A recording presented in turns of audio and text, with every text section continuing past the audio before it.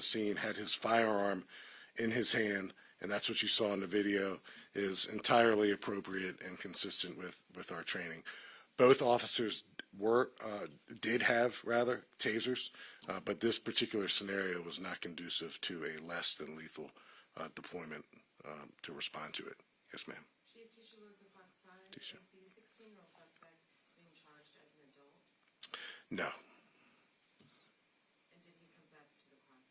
So I can't go into what he may or may not have said to us.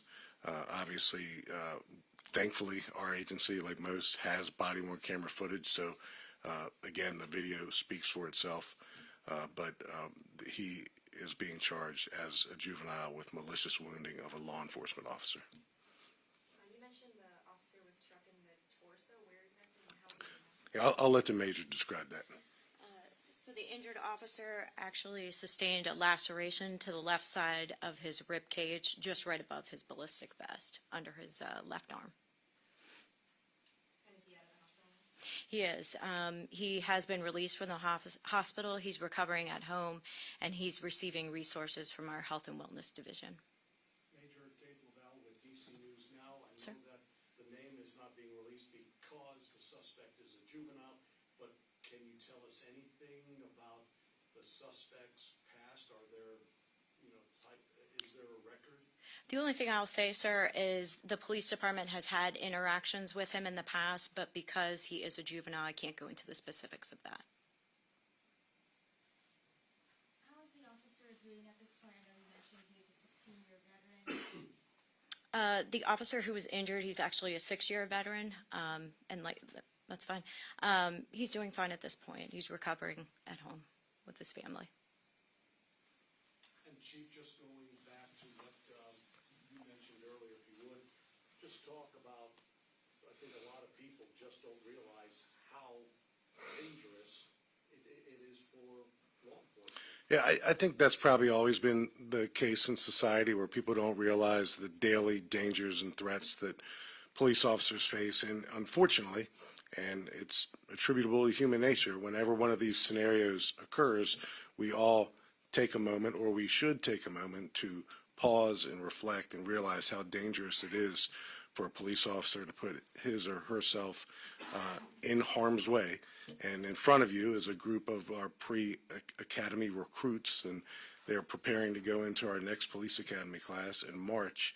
So they have taken the first step to a lifetime of service. It's a profession that you'll never regret, and it's the most meaningful profession on earth.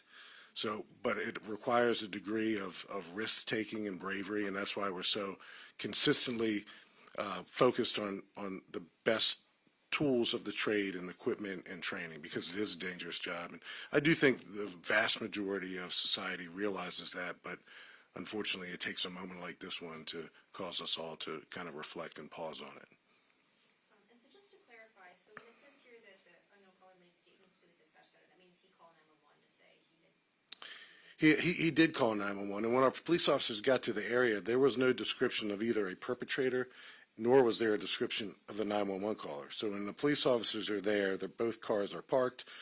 One of the officers gets out. That's our officer who ends up being stabbed, and he is standing next to the other officer who's inside of his police car, and they're communicating with the call taker and the dispatcher, trying to get any description whatsoever.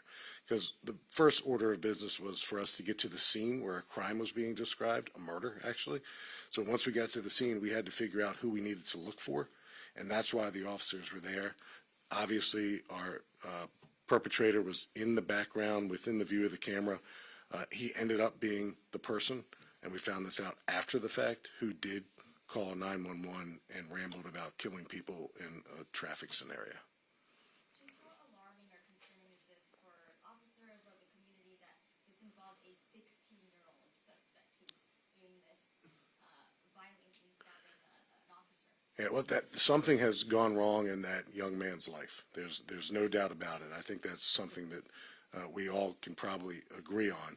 So the services, the help, the rehabilitation, whatever that young person needs to be an effective or a contributory member of society has gone sideways.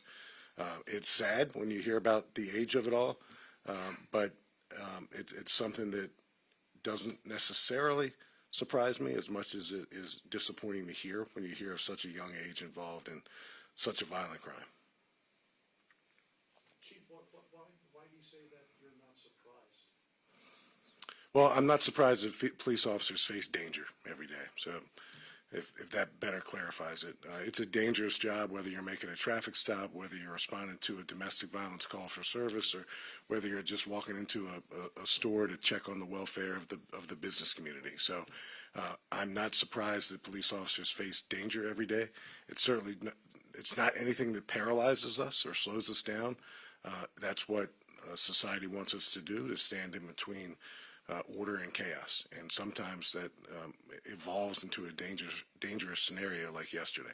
And I'm just glad our officer, who's a veteran and has got a long time to go in the Fairfax County Police Department, I'm glad he's okay, and thank God for a world-class medical system in the Northern Virginia community, and thank God for our fire and rescue professionals who helped save him yesterday.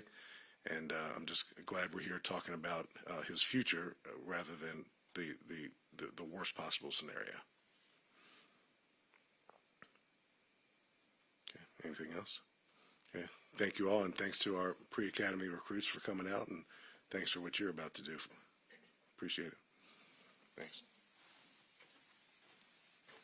Thank you all so much for coming out. This information and these videos will be on our blog. There will be a link there, as well as our YouTube channel. You can follow us on every channel at Fairfax County PD. Thank you.